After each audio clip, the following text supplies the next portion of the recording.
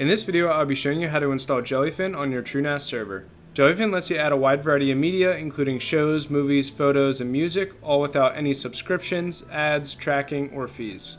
The first step in this process is going to be to create 4 new datasets, with the first one simply being called Jellyfin.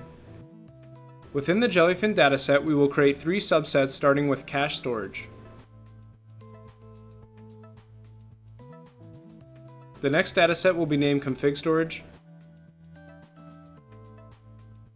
And finally, the last dataset will be called transcode storage. Now that all datasets are created, we can head over to the apps and install Jellyfin. As you can see, I actually already have Jellyfin installed, so I'm just going to install another instance and name this one Jellyfin 2. Within the configurations menu, we will scroll down. Now if you'd like, feel free to change the port, however, I'm just going to keep mine default. Next, within the storage config section, we will assign the datasets that we previously created at the start of this video to each of their respective sections, starting with config storage.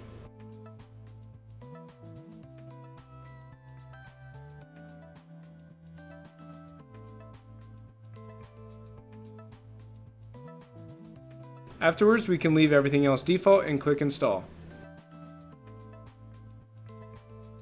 Now, if you happen to get in this boot loop where Jellyfin keeps deploying and stopping, don't worry, this is a fixable issue.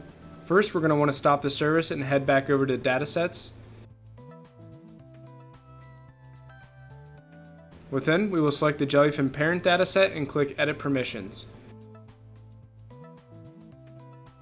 Here, you'll want to set the ACL to open.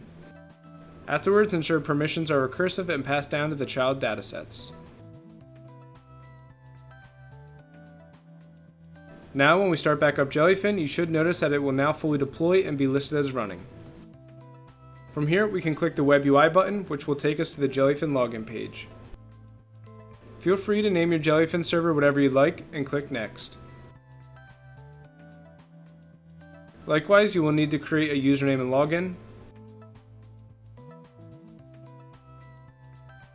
Next, you will be prompted to point Jellyfin to wherever you store your media.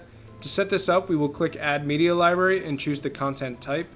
For this example, we will just go with movies. Within folders, you will need to specifically point Jellyfin to the exact place that you currently store your media, or in this case, movies, on your server.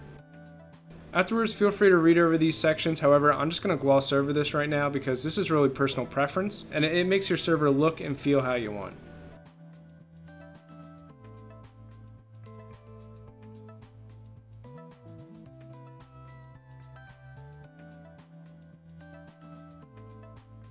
With that, you should now see that your movie library was successfully added, and you can now proceed by clicking Next. Here, we will select our desired language. And finally, you will be asked if you want to keep remote access active on your server. For me, I will elect yes. Awesome, we are now brought to the official Jellyfin login page. Here, we will use our username and password that we previously created. And just like that, you've officially set up your server. Now don't be alarmed, although this may look bare right now, it is only because I didn't actually add any media into my server. And just for an example, here's what my current server looks like. As you can see, I already uploaded some legally obtained media and customized my Jellyfin server to look and feel like a real streaming platform. With that, I hope you found this video helpful, and thank you for watching.